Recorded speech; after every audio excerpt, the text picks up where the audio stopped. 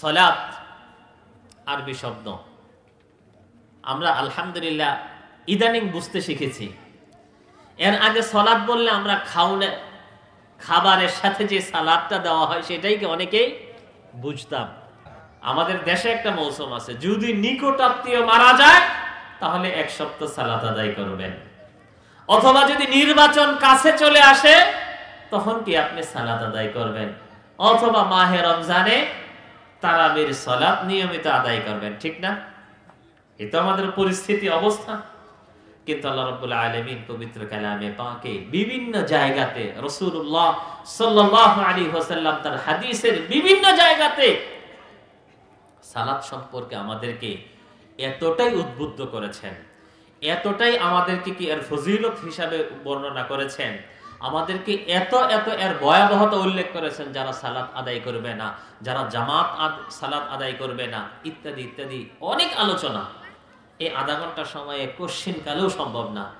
তারপরেও যেহেতু আমাকে বলা হয়েছে সালাত সম্পর্কে একটু আলোচনা করতে, এবং টাইমও নির্ধারণ করে দেওয়া হয়েছে, এর মাঝেই যতটুকু পারি ইনশাআল্লাহ আলোচনা করব। এই সালাত জীবনের সব অবস্থাতে আপনাকে পড়তে হবে।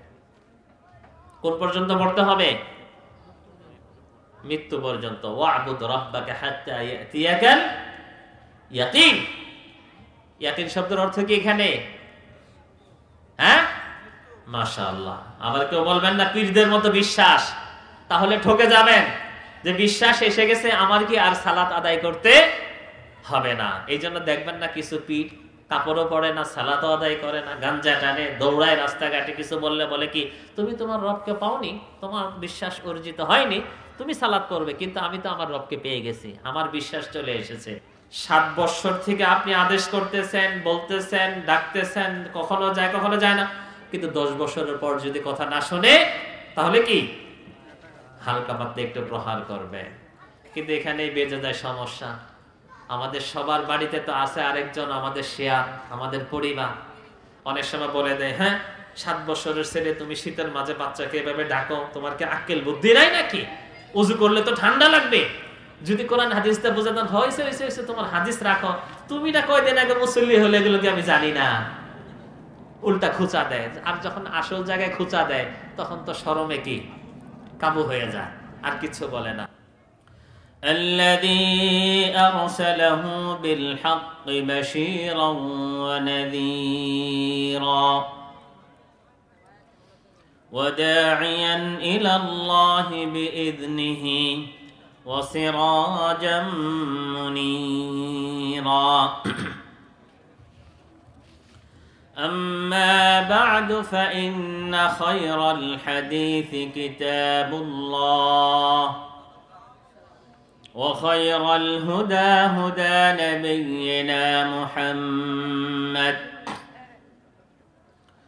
وشر الأمور محدثاتها وكل محدثة بدعة وكل بدعة ضلالة وكل ضلالة في النار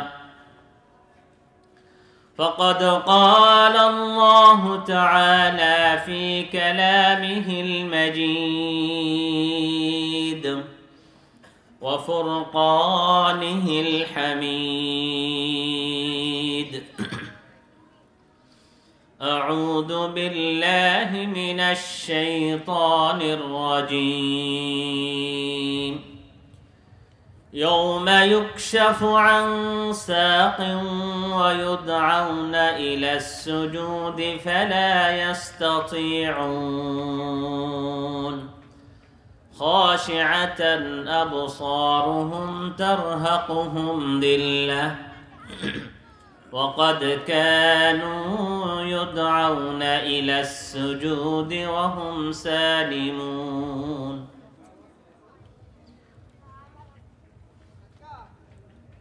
وعن عمر بن الخطاب رضي الله عنه قال قال رسول الله لا إله إلا الله وأن محمدا عبده ورسوله وإقام الصلاة وإيتاء الزكاة وصوم رمضان وحج البيت من استطاع إليه سبيلا মুত্তাফাকুন আলাইহ।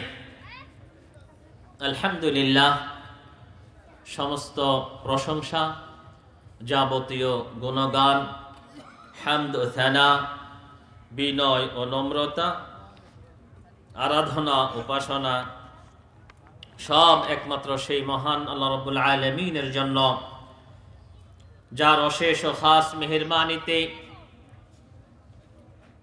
আজকে আমরা এক বরকতময় রাত্রিতে, বরকতময় মজলিসে কোরআন ও হাদিসের কিছু আলোচনা শোনার জন্য এখানে সময় মতো উপস্থিত হওয়ার সুযোগ লাভ করেছি। সেই রব্বুল ইজ্জতের দরবারে আমরা আবারও কালিমাত শুকর পাঠ করে নেই, সকলেই পড়ি আলহামদুলিল্লাহ।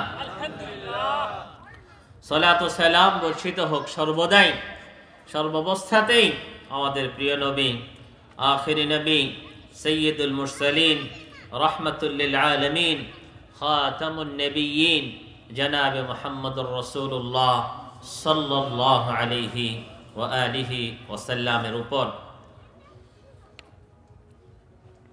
ইমাম বুখারী রাহিমাহুল্লাহ জামে মসজিদ ও মাদ্রাসা কমপ্লেক্স এর উদ্যোগে আয়োজিত দ্বিতীয় বার্ষিক ওয়াজ মাহফিলের সম্মানিত সভাপতি, সম্মানিত উলামায়ে কেরামগণ, প্রধান অতিথি, বিশেষ অতিথি সহ আমার সামনে উপবিষ্ট দিন দরদি, দিন প্রিয় মুসলিম ভাইগণ, পর্দার আড়ালে আবেদা, জাহেদা, মুমিনা মা ও বোনগণ, আলোচনার শুরুতেই আমি আল্লাহ রাব্বুল আলামিনের কাছে দোয়া করছি, আল্লাহ রাব্বুল আলামিন যেন আজকে যারা আমরা এখানে উপস্থিত হয়েছি, যারা এই কঠিন সময় গুনাহ এবং মাসিয়াতের সয়লাব হয়ে গেছে পুরা বাংলাদেশে, সে সমস্ত মাসিয়াতের পথগুলো দূরে সরিয়ে এখানে এক দ্বীনি মজলিসে দ্বীনি আলোচনা শোনার উদ্দেশ্যে এখানে সমবেত হতে পেরেছি। আল্লাহ রাব্বুল আলামিন আমাদের এই মনের অবস্থাকে আল্লাহ রাব্বুল আলামিন অটল রাখুন, বলুন আমিন। আজকের এই আলোচনায় আমরা যা শুনবো তা যেন মনে রাখতে পারি এবং তার উপর যেন আমরা হুবহু আমল করতে পারি। আল্লাহ রাব্বুল আলামিন আমাদেরকে সেই তৌফিক দান করুন, বলুন আমিন। সম্মানিত দিন প্রিয় ভাইগণ, আমি পবিত্র কালামে পাকের সূরাতুল কালামের একটি আয়াত তেলাওয়াত করেছি, সহিহ বুখারী ও মুসলিমে বর্ণিত একটি হাদিস পাঠ করেছি। তেলাওয়াতকৃত আয়াত ও হাদিসকে সামনে রেখে সালাত সম্পর্কে অল্প করে কয়েকটি কথা বলবো। সালাত আরবি শব্দ, আমরা আলহামদুলিল্লাহ ইদানিং বুঝতে শিখেছি। এর আগে সালাত বললে আমরা খাবারের সাথে যে সালাদটা দেওয়া হয় সেটাই কি অনেকেই বুঝতাম। আলহামদুলিল্লাহ উলামায়ে কেরামরা আস্তে আস্তে আমাদের মাঝে ইসলামী যে সমস্ত পরিভাষাগুলো আছে তারা সেগুলো আমাদেরকে শোনাচ্ছেন, তারা অভ্যাস করতেছেন। তাদের সাথে সাথে আমরাও কি আলহামদুলিল্লাহ অনেকটাই কি অভ্যস্ত হয়ে গেছি। তো এই সালাত ইসলামের অন্যতম একটি রোকন। আল্লাহ রাব্বুল আলামিন পবিত্র কালামে পাকে প্রায় 100 জায়গায় সালাতের কথা উল্লেখ করেছেন। এর মাঝে 85টি জায়গা নাম নিয়ে সালাহ, ইন্নাস সালাতা কানাত আলাল মুমিনিনা কিতাবাম মাওকুতা, আকিমিস সালাতা লিদুলুকিশ ইত্যাদিতে সালাত ইসম। আর 15টি জায়গা আল্লাহ রাব্বুল আলামিন নাম নিয়েছেন ফি'ল হিসাবে, যেমন ফালা সাদ্দাকা ওয়ালা সাল্লা। তো এই ফি'ল টোটাল সালাত শব্দের ব্যবহার কোরআনে এসেছে 100টি জায়গাতে। অবশ্যই আল্লাহ রাব্বুল আলামিন এই সালাতের গুরুত্ব বোঝানোর জন্য বিভিন্ন আয়াতে বিভিন্ন ভাবে আমাদেরকে নসিহত করেছেন। ইসলামের 5টি রুকন ওমর ইবনুল খাত্তাব রাদিয়াল্লাহু তাআলা আনহুর হাদিস আমি আপনাদের সামনে পড়েছি। এই হাদিসে ইসলামের বুনিয়াদী ইবাদতগুলোর কথা উনি উল্লেখ করতেছেন যে রাসূলুল্লাহ সাল্লাল্লাহু আলাইহি ওয়াসাল্লাম বলেছেন, বুনিয়াল ইসলামু আলা খামস, ইসলামের বুনিয়াদ, ইসলামের ভিত্তি, ফাউন্ডেশন 5টি ইবাদতের উপর, 5টি বিষয়ের উপর। এক নম্বর কি? শাহাদা, তাওহীদ বলতে পারি আমরা, সচরাচর আমরা যাকে কালেমা বলে জানি। এরপরে আসতেছে কি? as-সালাহ, এরপরে যাকাত, এরপরে সাওমে রমাদান। আলহামদুলিল্লাহ খুবই কাছাকাছি চলে এসেছি আমরা। ওয়া হজ্জুল বাইতি মান ইসতাতা ইলাইহি সাবিলা, সাধ্য যাদের আছে, সামর্থ্য যাদের আছে, তাদের জন্য জীবনে একবার হজ আদায় করা। এই 5টি বুনিয়াদের মাঝে আলহামদুলিল্লাহ আমরা এখানে যারা উপস্থিত আছি, আমার বিশ্বাস, মনে হয় আমরা প্রত্যেকেই প্রথম বুনিয়াদ আমাদের নতুন করে অর্জন করতে হয়নি। আমরা জন্মসূত্রে এই বুনিয়াদি ইবাদত নিয়েই জন্ম নিয়েছি। কেউ কি আছেন এখানে নতুন মুসলমান, কালেমা পড়ে হিন্দু বা খ্রিস্টান বা বৌদ্ধ থেকে মুসলমান হয়েছেন? নেই, আলহামদুলিল্লাহ। থাকলে আরো আলহামদুলিল্লাহ ছিল। তাহলে একটা বুনিয়াদ আলহামদুলিল্লাহ আমরা জন্মসূত্রে পেয়েছি। বাকি থাকে কয়টা? 4টা। হজের কথা আমরা একটু আগে শুনলাম, জীবনে একবার মাত্র ফরজ। সামর্থ্য যারা রাখবে মক্কায় যাওয়ার, হজ আদায় করার এবং হজ আদায়ের পর ফেরত আসতে যেই টাকা লাগে, বর্তমান লাখ টাকার মতো লাগে, এই টাকা যার আছে তার উপর হজ ফরজ। আর বাকি আছে 3টা। মাহে রমজানের সিয়াম, প্রত্যেক বৎসরে কয় মাস? 1 মাস। যাকাত কাদের জন্য? ধনীদের জন্য। নেসাব পরিমাণ মাল যদি থাকে, ওয়াহালা আলাইহিল হাউল, 1 বৎসর যদি অতিক্রম করে, টোটাল 1 বৎসরের মাঝে আপনার এই টাকা ধরার কোনো দরকার পড়েনি।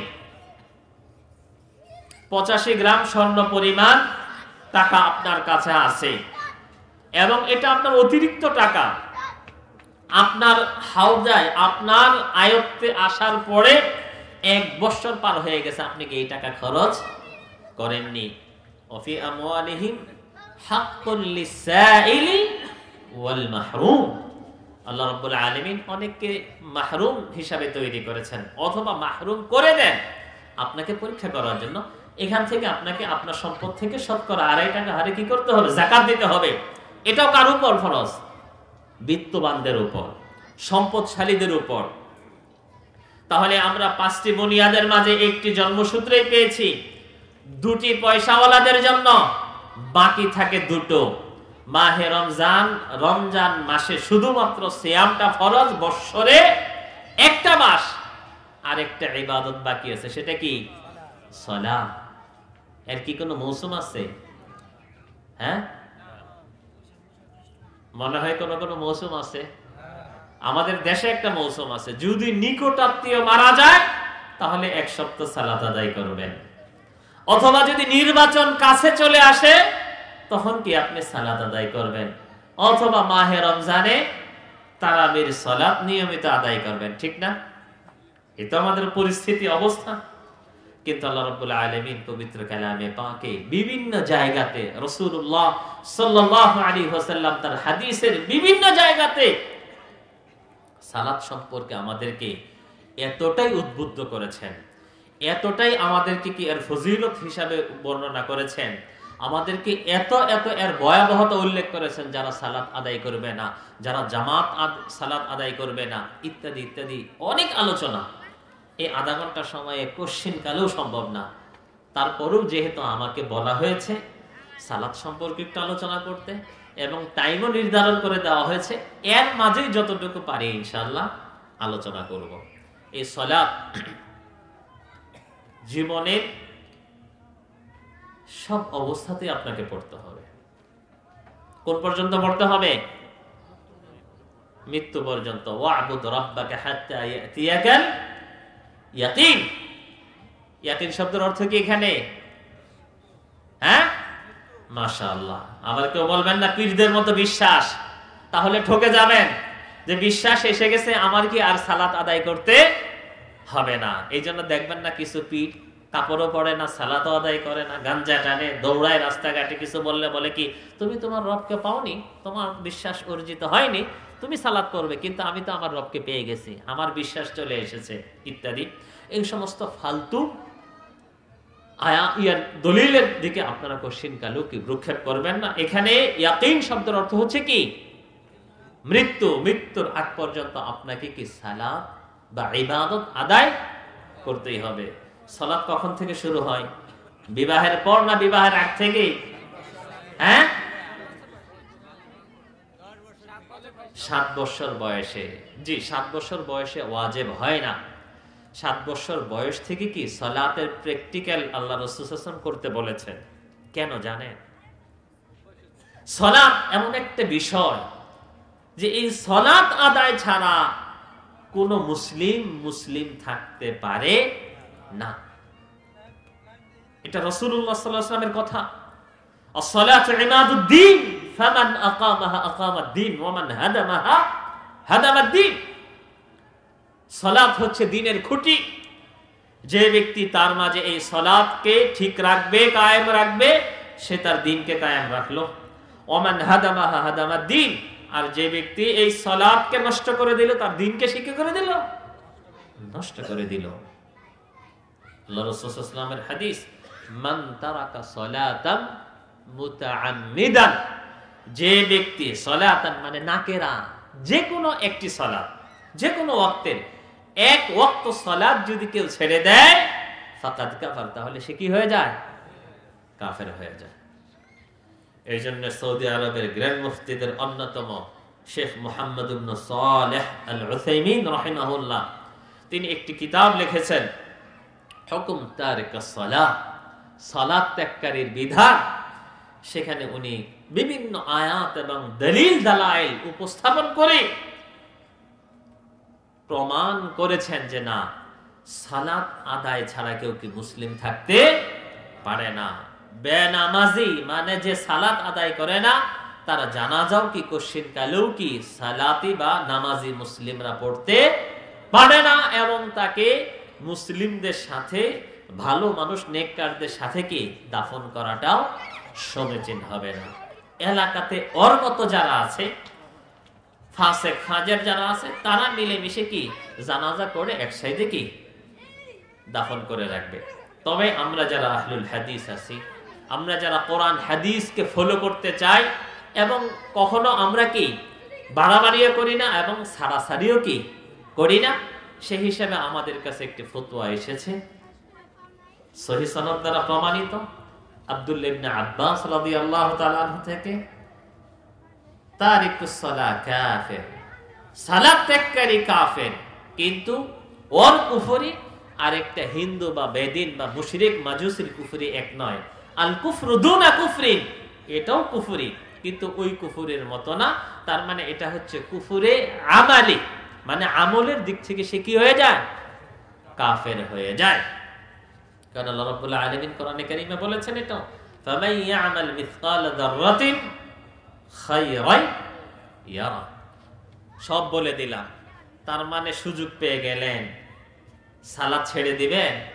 হ্যাঁ, না, আমাকে সালাত আদায় করতেই হবে।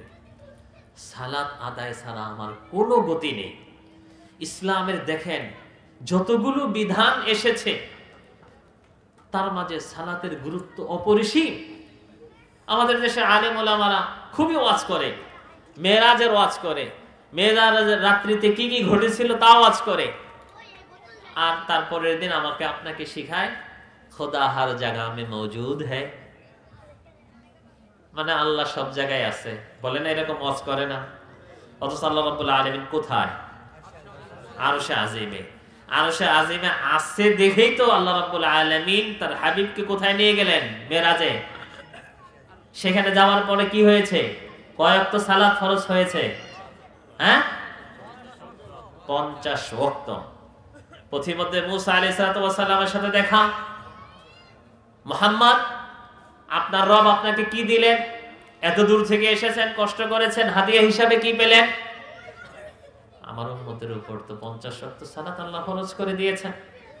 মুসা আলাইহিস সালাম বললেন, না, আমার উম্মত তো আরো বেশি কি শক্তিশালী ছিল, কিন্তু এরাও পারেনি, আপনার উম্মত পারবে না, তাড়াতাড়ি যান গিয়ে কি ফাসআলিল্লাহ তাখফিফ, তাখফিফ মানে হালকা করা, একটু কম করে দিতে বলেন না।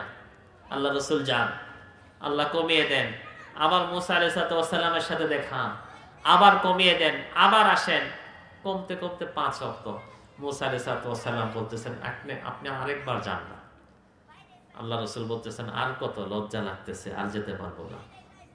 আল্লাহ রাব্বুল আলামিন, মা ইউবাদদালুল কাউলু লাদাই, আমার কথার কোনো হেরফের হয় না।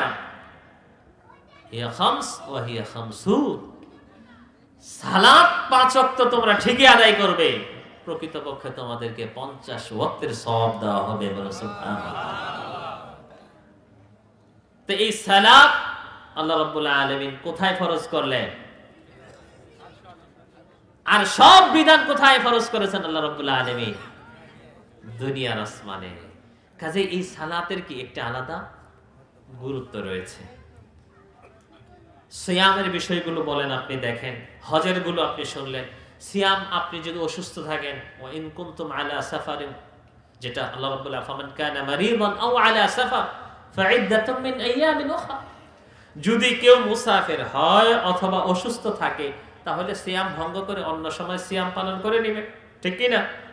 কোন মহিলারা যদি তাদের যে মাসিক অথবা তাদের যে সন্তান প্রসবের কারণে যে কি আপনার জরায়ু থেকে রক্ত বা পানি আসে, অর্থাৎ হায়েজ এবং নিফাসের কারণে তারা কি সিয়াম ত্যাগ করে অন্য সময় কি সিয়াম আদায় করে নেবে। কিন্তু সালাতের কি কোনো মাপ আছে? তারা সালাত বাদ, তাদের জন্য কি সালাত এটা কি বাদ, মা বোনদের জন্য ওই টাইম। আর বাদ বাকি টাইম আপনি যে অবস্থায় থাকুন না কেন, আপনাকে সালাত আদায় করতে হবে। আপনি যুদ্ধের ক্ষেত্রে আছেন, কষ্টে আছেন, টেনশনে আছেন, সম্মুখ যুদ্ধ, ডাল তরবারির যুদ্ধ, তীর বল্লভের যুদ্ধ রাসূল সাল্লাল্লাহু আলাইহি ওয়াসাল্লামের যুগে, এর মাঝে আল্লাহ রাব্বুল আলামিন তার হাবিবকে সালাত থেকে বিরত বা দূরে থাকার কি কোনো সুযোগ দেননি। সরাসরি আল্লাহ রাব্বুল আলামিনের তরফ থেকে সালাতের পদ্ধতি নাজিল হয়ে যায়, যার নাম সালাতুল খাউফ, ভয়ের নামাজ। পদ্ধতি বলে দেওয়া আছে, বৃষ্টি নেই, হাহাকার, দাঁড়িয়ে যান সালাতে, নাম কি সালাতুল ইস্তিসকা। টেনশনে ভুগতেছেন, কি করবেন কি করবেন না, ডিসিশন নিতে পারতেছেন না, দাঁড়িয়ে যান সালাতে, নাম সালাত। হ্যাঁ না, এটা সালাতুল হাজাত না, সালাতুল ইস্তিখারা।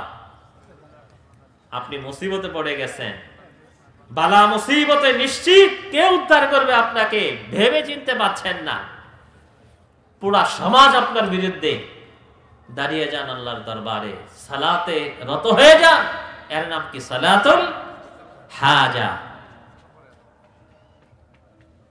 আপনার আপনজন, এলাকার অথবা কোনো মুসলিম ইন্তেকাল করেছে, বিদায় জানাবেন তাকে, দাফন করবেন তাকে, তার আগে একটু সালাত পড়ে নেন, এটার নাম কি সালাতুল জানাজা। আছে না? এরপরে চন্দ্রগ্রহণ শুরু হয়ে গেছে, সূর্যগ্রহণ শুরু হয়ে গেছে, কি করবেন? দাঁড়িয়ে যান সালাতে, নাম সালাতুল কুসুফ অথবা সালাতুল খুসুফ। অর্থাৎ মুসলমানদের সব জায়গাতে ঈদের দিন ফুর্তি করবেন, বাহাদুরি করবেন, যা ইচ্ছা তাই করবেন না। ঈদের দিন আপনি আপনার আজকের খুশির দিনটা কিসের মাধ্যমে শুরু করবেন? সালাতের মাধ্যমে। এজন্য আল্লাহ রাসূল সাল্লাল্লাহু আলাইহি ওয়াসাল্লামের হাদিস এবং সুন্নতিটাই কায়দা রুমহিন, সূর্য ওঠার পরে এক বল্লম পরিমাণ যখন উঠবে তখন আপনারা কি করবেন? সালাতুল ঈদাইন পড়বেন। কিন্তু আমাদের দেশে রাসূলের দেওয়া সুন্নতের কোনো মূল্য নেই। মসজিদের ইমাম এদেরও কোনো মূল্য নেই। সভাপতি, সেক্রেটারি, কেশিয়ার আর এলাকাবাসী মিলে কি ঈদের না সালাতের টাইম ঠিক করে, ঠিক না? হ্যাঁ, এরা মিলে মিশে টাইম ঠিক করে। আমি এক জায়গায় জমা পড়াই, সৌদি আরব থেকে আসার পরে মাত্র 2 বছর হলো, আলহামদুলিল্লাহ আছি। টানতে টানতে টানতে টানতে 7টাতে নিয়ে এসে পড়েছি, আলহামদুলিল্লাহ যদ্দূর পেরেছি। এখনো অনেক জায়গা আছে 8:30 9টা বাজে সালাত পড়তেছে, 7:30 না 6:30, এমনকি তার আগে নিয়ে চলে আসুন। গোটা সৌদি আরবে কোনোদিন দেখবেন না কোন মসজিদে ঘোষণা দেওয়া হচ্ছে অথবা আপনার রমজানের ক্যালেন্ডারে লিখে দেওয়া হচ্ছে আমাদের ঈদের জামাত এই কয়টা বাজে, দ্বিতীয় জামাত এই কয়টা বাজে। এই অধিকার তাদেরকে দেওয়া হয়নি।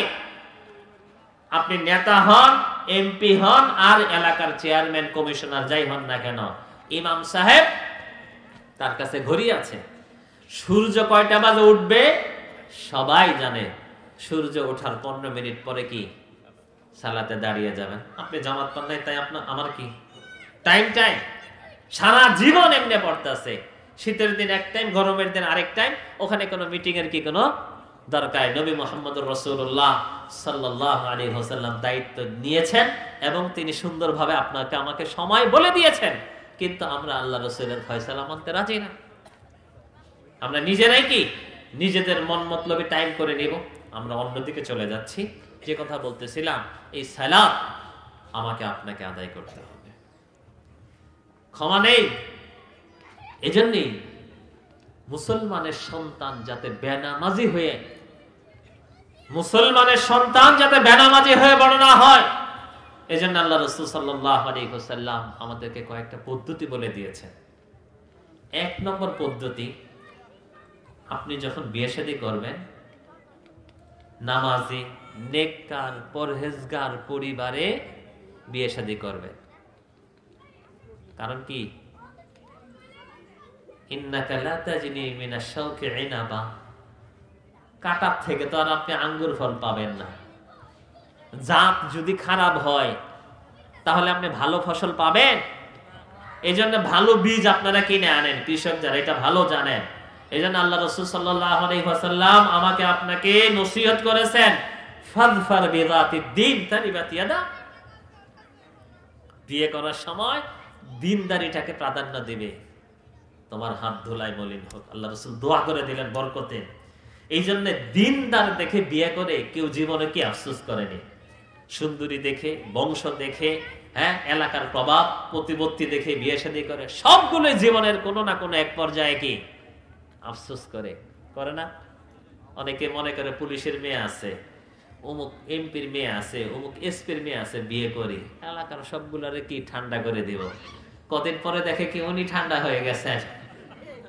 খেয়াল করছেন এটা? মানে ওনার বাপ মা সহ উনি কি পুরা ঠান্ডা হয়ে গেছেন ওই মহিলার সামনে। আছেন এরকম? কাজেই আল্লাহ রসুলের দোয়া বিফলে যাবে না।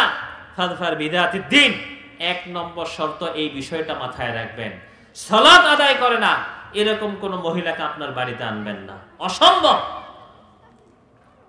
ওয়া ইন্নাহা লাকাবীরাতুন ইল্লা আলাল খাশিঈন, আল্লাহ কোরআনে বলে দিচ্ছেন যে সালাত যারা আদায় করে না তাদের কাছে সালাত হচ্ছে বিশাল বড় এক বোঝার মতো। অন্য কাজ যেন করবে সারাদিন। এই জন্য দেখবেন অনেক সময়, আমি আমার গ্রামে একদিন আমার চাচার বাড়িতে কাজ করতেছে, জুমার দিন সালাতে যাবে না। জুমার দিন আবার তো অনেকে সালাত পড়ে, তো বলতেছে তোরা যা, আমি ধানগুলো বাইরেতে থাকি। তা আমি যাচ্ছি রাস্তা দিয়ে, আমি একটু থামলাম, এই ওরা কি তোমাকে টাকা দিবে? কয় না। তোমার গৃহস্থ কি তোমাকে বেশি টাকা দেবে? কয় না। তাহলে ওরা যাইতেছে মসজিদে, ফ্যানের নিচে বসে বসে সালাত আদায় করবে, আর তুমি ওদের গুলো বাইরে দিবে, তোমার গুলো বাইরে রোদের মাঝে, লাভ কি তোমার? চুপ হয়ে রয়েছে। তা বলে এটা হলো সম্পূর্ণ বোকামি। কাজেই তার কাছে রোদে 2 জনের ধান বাইরাবে রোদের মাঝে, এটা অনেক ভালো, কিন্তু ফ্যানের নিচে বসে 2 রাকাত সালাত আদায় করে তার কাছে কি? এজন্য আল্লাহ রাব্বুল আলামিন বলেছেন, ওয়া ইন্নাহা লাকাবীরা ইল্লা আলাল খাশিঈন, যার অন্তরে আল্লাহর ভয় না তার কাছে একটা বিশাল বড় বোঝা। কাজে অনেকেই খুব চালাকি করে, কত মানুষকে হেদায়েত দিলাম, আমি মসজিদে ইমামতি করি, আমি জীবনে কত বড় ফতোয়া দেই, হ্যাঁ আমার কাছে এসে আমার ওয়াইফ নামাজ পড়বে না, এটা কোনো কথা হয়?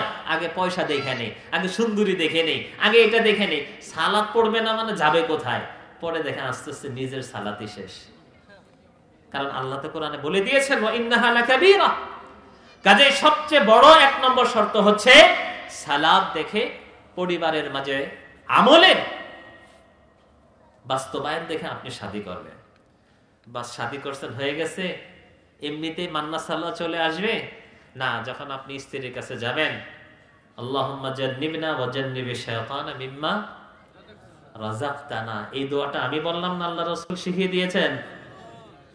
পড়লে কি হয় আপনারা জানেন, কিন্তু নিয়মিত পড়েন কিনা আল্লাহ ভালো জানেন। অভ্যাস করতে হবে। কাজেই এটা করবেন। এরপরে যখন বাচ্চা হবে, এমনিতে নামাজি হবে? হ্যাঁ হয়, ভালো ফিতরাত নিয়ে আসে। কুল্লু মাউলুদুন ইউলাদু আলাল ফিতরা ফাআবওয়াহু ইউহাউইদানিহি আও ইউনাসসিরানিহি আও ইউমাজ্জিসানিহি। প্রত্যেকই ফিতরাত নিয়ে দুনিয়াতে জন্ম নেয়। বাপ মায়েরা কাউকে ইহুদি বানায়, কাউকে নাসারা বানায়, ঠিক আছে? বাপ মায়ে কাউকে বেনামাজি বানায়। যখন বাচ্চা হবে তখন কি করবে? যদিও এই হাদিসের সনদে অনেকেই কথা বলেছেন, কিন্তু আমি বলবো আমল করতে পারেন। ডান কানে কি দিবেন? আজান, আর বাম কানে ইকামত দিবেন। আচ্ছা, এই ছেলে কি সালাত আদায় করবে আজকে? হ্যাঁ, তাহলে কেন আজান শোনাবেন, কেন ইকামত দিবেন? আমাদের বর্তমান জামানায় একটা নিজাম বা একটা নিয়ম তৈরি হয়েছে, বাচ্চা যখন হবে, বাচ্চা হওয়ার সাথে সাথে একটা ভ্যাকসিন দেয় বাচ্চাকে, জানেন তো? হওয়ার সাথে সাথে একটা ভ্যাকসিন দেয়। তো এটা হলো একটা ভ্যাকসিন। কারণ এই 15 বছর পরে আল্লাহকে বাঁচিয়ে রাখলে এই যুবক হবে, সাবালেগ হবে, এর উপর সালাত ফরজ হবে। 15 বছর আগে আপনি তাকে ভ্যাকসিন দিয়ে দেন। শুধু এই ভ্যাকসিনে কাজ হবে না, দেখেন না ভ্যাকসিন কয়দিন পর পর দেয়। হ্যাঁ, এই জন্য ইসলামের বিধান, আল্লাহ রাসূল সাল্লাল্লাহু আলাইহি ওয়াসাল্লাম আমাদেরকে শিক্ষা দিয়েছেন, মুরু আওলাদাকুম বিসসালাতি ওয়া হুম আবনাউ 7 সিনিন। তোমাদের সন্তানদেরকে তোমরা সালাতের আদেশ করো যখন তাদের বয়স 7 বছর হবে। ওয়াদরিবুহুম আলাইহা ওয়া হুম আবনাউ 10 সিনিন। 7 বছর থেকে আপনি আদেশ করতেছেন, বলতেছেন, ডাকতেছেন, কখনো যায় কখনো যায় না, কিন্তু 10 বছরের পর যদি কথা না শোনে তাহলে কি হালকা পাতলা একটু প্রহার করবে। কিন্তু এখানেই বেজে যায় সমস্যা। আমাদের সবার বাড়িতে তো আছে আরেকজন আমাদের শেয়ার, আমাদের পরিবার। অনেক সময় বলে দেয়, হ্যাঁ 7 বছরের ছেলে, তুমি শীতের মাঝে বাচ্চাকে এভাবে ডাকো, তোমার কি আক্কেল বুদ্ধি নাই নাকি? উজু করলে তো ঠান্ডা লাগবে। যদি কোরআন হাদিসটা বোঝাতেন, হয়েছে হয়েছে হয়েছে, তোমার হাদিস রাখো, তুমি না কয়দিন আগে মুসল্লি হলে, এগুলোকে আমি জানি না। উল্টা খুঁচা দেয়। আর যখন আসল জায়গায় খুঁচা দেয় তখন তো শরমে কি কাবু হয়ে যায়, আর কিছু বলে না। কিন্তু মা বোন যারা আছেন তাদেরকে অনুরোধ করব, আপনি যেই ভুল করেছেন, আপনার আব্বা হয়তো সেই দিকে গুরুত্ব দেয়নি, কিন্তু আপনার দায়িত্ব যেটা, আপনি অবশ্যই আপনার সন্তানকে নামাজি বানানোর জন্য 7 বছর বয়সে আদেশ করুন। 10 বছর বয়সে তাদেরকে কি হালকা পাতলা প্রহার করবেন, যাতে করে আপনার সন্তান, মুসলিমের ঘরের সন্তান, বেনামাজি হয়ে যৌবনে পদার্পণ না করে। কারণ 7 বছর বয়স থেকে 15 বছর বয়স পর্যন্ত টোটাল 8 বছর যখন আপনি তালিম দিবেন, তারবিয়ত দিবেন, তখন কি বেনামাজি হয়ে কি পৌঁছবে? আর এই তারবিয়ত বর্তমানে বাংলাদেশের জন্য কোন পরিবেশে দেওয়া সম্ভব? একমাত্র মাদ্রাসার পরিবেশে দেওয়া সম্ভব। তাছাড়া অন্য কোথাও আপনি কোশ্চিন কালেও কি দিতে পারবেন না। কাজেই যদি আপনার সন্তানকে নেককার, পরহেজগার হিসাবে, নামাজি হিসাবে তৈরি করতে চান, তাহলে আপনি দ্বীনি পরিবেশে বড় করুন, বিভিন্ন সালাফি আকীদার মাদ্রাসায় ভর্তি করুন। দেখুন আলহামদুলিল্লাহ তারা সালাত এবং সালাতের প্রতি তাদের যে একটা আগ্রহ, সেটা ইনশাআল্লাহ তৈরি হয়ে যাবে। এই সালাত আমাদের অবশ্যই জামাতে আদায় করতে হবে। সালাত পড়বেন ঠিকই, একা একা পড়বেন, জামাতে আদায় করতে হবে। আব্দুল্লাহ ইবনে মাকতুম রাদিয়াল্লাহু আনহু একদিন আল্লাহ রাসূল সাল্লাল্লাহু আলাইহি ওয়াসাল্লামের কাছে এসে বলেন, আল্লাহ রাসূল, আমি তো আপনার এখানে আসি, জামাতে সালাত আদায় করি, কিন্তু আমার বাড়ি তো অনেক দূরে। রাত্রের সালাতগুলো, বিশেষ করে এশারের সালাত, ফজরের সালাত, এগুলোতে আমার আসাটা কষ্টকর হয়ে যায়। ওয়ালাইসা লি কাঈদুন ইয়াকুদানি ইলাল মসজিদ, আমার সাথে কোনো লোকও নেই যে আমাকে ধরে ধরে কি মসজিদে নিয়ে আসবে। ফাহাল্লি রুখসা, আল্লাহ রাসূল আমার জন্য কি একটু রুখসত পাওয়া যায়? কি রুখসত খুঁজলেন উনি? সালাত পড়বেন না, ঠিক না? হ্যাঁ, বাসায় পড়বেন, ঠিক টাইমেই পড়বেন, কিন্তু শুধুমাত্র জামাতটা ত্যাগ করবেন। এবং জামাত ত্যাগ করার অনেক বড় কিন্তু উযর উনি আল্লাহ রাসূলের কাছে পেশ করলেন। আল্লাহ রাসূল দয়ার নবী চিন্তা করলেন, আরে আসলে তো অনেক কষ্টের কথা। আল্লাহ রাসূল অনুমোদন দিয়ে দিলেন, কিন্তু আল্লাহ রাব্বুল আলামিনের তরফ থেকে ওহী চলে আসলো, এটা হক টাকা আল্লাহ। আল্লাহ ছাড় দিলেন না এখানে। আল্লাহ রাসূল বলতেছেন, ডাকো তো, দেখো দেখো কোথায়। ডেকে আনা হলো। ফাহাল তাসমাউন নিদা, আব্দুল্লাহ তুমি কি আযানের শব্দ শুনতে পাও? আল্লাহ রাসূল, আযান তো আমি শুনতে পাই, তার মানে এত অনেক দূরে না যে আযানও আমার কানে আসে না। ফাজিব, তাহলে তোমাকে অবশ্যই কি করতে হবে? আসতে হবে। এই হাদিসটার সাথে একটু মিলিয়ে দেখি না কেন আমরা। আমাদের বাংলাদেশের আলহামদুলিল্লাহ এরকম পরিবেশ আছে, লাইটে ভর্তি রাস্তাঘাটে, হাতে মোবাইল, টর্চ লাইট সবই ভর্তি, আর আমাদের দেশে এত সাপ বিচ্ছিও কি আলহামদুলিল্লাহ নেই। এবং আজান আলহামদুলিল্লাহ চারিদিক থেকে কানে আসতেছে। বাংলাদেশ মসজিদের শহর, ডানে বামে কত দিকে কত জায়গায় মসজিদ, কোনো অজুহাত নেই। রুমে বসে বসে মোবাইল টিপতেছি, বসে বসে টিভি দেখতেছি, বসে বসে গান শুনতেছি, কিন্তু কি মসজিদে আসি না। এজন্য আল্লাহ রাসূল সাল্লাল্লাহু আলাইহি ওয়াসাল্লাম বলেন, আমার ইচ্ছে হয় যে আমি আমার ইমামতিটা অন্য কাউকে দেই, দিয়ে আমি গিয়ে খুঁজে দেখি কারা জামাতে আসেনি, ফাউহাররিক আলাইহিম বুয়ুতাহুম, তাদের বাড়িঘরগুলোকে আমি আগুন দিয়ে জ্বালিয়ে দেই। কাজেই এই সালাত ত্যাগ করার অনেক পরিণতি, এবং ইসলামের দৃষ্টিতে কঠিন কালেও কোনো এক মুসলিম ধারণা করতে পারে না যে না, সে সালাত আদায় করবে না। এজন্য আব্দুল্লাহ ইবনে শাকীক রাদিয়াল্লাহু তাআলা আনহু বলতেছেন যে তারিকুস সালাহ, যারা সালাত আদায় করে না তাদের কোনো অংশ ইসলামে নেই। আমি আগেই বলেছিলাম যে লম্বা বিষয়, এই বিষয়ে অল্প কয়েক মিনিট আলোচনা করা সম্ভবপর নয়। রাসূলুল্লাহ সাল্লাল্লাহু আলাইহি ওয়াসাল্লামের এই সমস্ত হাদিসগুলোকে উলামায়ে কেরামগণ ঘাটাঘাটি করে ইমাম আহমদ ইবনে হাম্বল রাহিমাহুল্লাহ তিনি ফতোয়া দিয়েছেন যে যারা সালাত আদায় করে না তারা মুরতাদ। ইমাম শাফি এবং ইমাম মালিক রাহিমাহুল্লাহ তারা ফতোয়া দিয়েছেন মুরতাদ না, তবে হাদ্দান, যেহেতু বেনামাজির ঘর থেকে বেনামাজি হবে, এরা দেশের পরিবেশ নষ্ট করবে, কাজে এদেরকে বাঁচিয়ে রেখে লাভ নেই, এদেরকে মেরে ফেলতে হবে। আর ইমাম আবু হানিফা রাহিমাহুল্লাহর একটু হালকা ফতোয়া হলেও এটাও সত্য, এটা আমরা কেউ করি না, সরকারও করে না, আমার বাড়ি ঘরেও আমরা করি না। সেটা কি? সালাত যারা আদায় করবে না কি করবেন? তাদেরকে কারাগারে বন্দী করে রাখতে হবে। কেউ আসেন হাত তুলে বলতে পারবেন, থাক এটা আর বলি না, যে আপনার সন্তানের খানা বন্ধ করে দিয়েছিলেন সালাত না পড়ার কারণে। খালি তো ওয়াজ করেন যে না, হাসিনা করতে দেয় না, সরকার করতে দেয় না, সরকারের ইসলামের পক্ষে না। আপনি কতটা ইসলামের পক্ষে? কয়দিন আপনি আপনার ছেলের আপনার মেয়ের খানা বন্ধ করে দিয়েছেন যে না, তোমার বয়স 15 পার হয়ে গেছে, তুমি কেন ফজরের জামাতে যাওনি, আজকে তুমি আমার বাড়িতে সকালের নাস্তা খেতে পারবে না। করেছেন কোনদিন? কি জবাব দিবেন আল্লাহর কাছে? কাজেই আলোচনা খালি শুনলেই হবে না। শুরুতেই দোয়া করেছিলাম আল্লাহ রাব্বুল আলামিনের কাছে, সেই দোয়াটা আবারও করি যে আলোচনাগুলো শুনলাম এগুলো যেন মনে রাখতে পারি, এবং এগুলো যেন কি আমল করতে পারি, এবং আমরা যেন আমার পরিবারের মাঝে কি বাস্তবায়ন করতে পারি। আল্লাহ রাব্বুল আলামিন আমাদেরকে সেই তৌফিক দান করুন, আমিন।